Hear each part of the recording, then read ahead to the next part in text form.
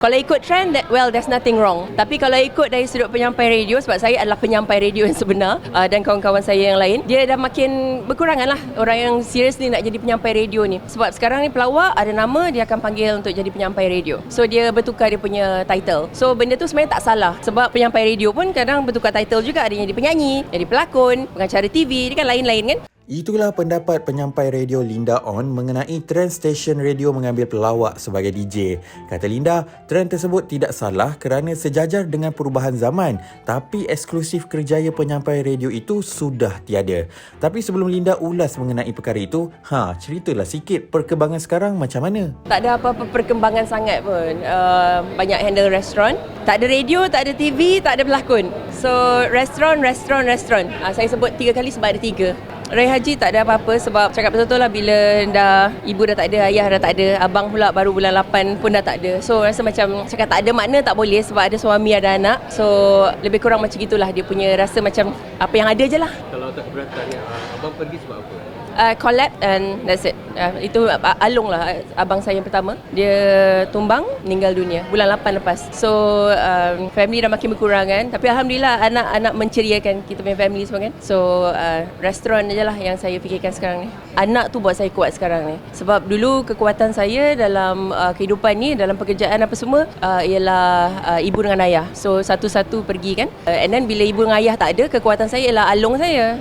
He's the oldest kan. So tiba-tiba dia pun tak ada. Jadi rasa macam dah langsung dah tak kuat dah. Tapi Alhamdulillah lah, anak ni buat kita, fikiran kita sibuk kan. Macam dengan dia umur baru 5 tahun. So Alhamdulillah lah, dia penguat saya. Macam kita nak tanya lah, macam industri sekarang kan, macam industri radio lah. Macam kalau akak nampak trend bila bersilih ganti lah penyampai radio ni. Namun bila kita tengok asyik balik-balik pelawak dan sebagainya kan. Akak sebagai orang kata tu pernah menjadi penyampai radio yang terkenal di suatu ketika dulu. So mungkin daripada akak sendiri, apa yang akak boleh lihat trend ni, adakah bagus ataupun sebenarnya menjatuhkan grade untuk seseorang untuk jadi penyampai radio? Terus terang cakap sebagai seorang penyampai radio, apa yang awak cakap tadi semua betul. Penyampai radio tu dah kira makin hari makin pupus lah. Sebab kalau nak kira penyampai radio yang original, yang sebenar tu, dah kira sekarang ni dah tak kisah dah you adalah penyampai radio yang sebenar atau tidak. Siapa pun boleh jadi penyampai radio. Tapi tak salah, mungkin sebabkan trend, kehendak pendengar, kehendak stesen.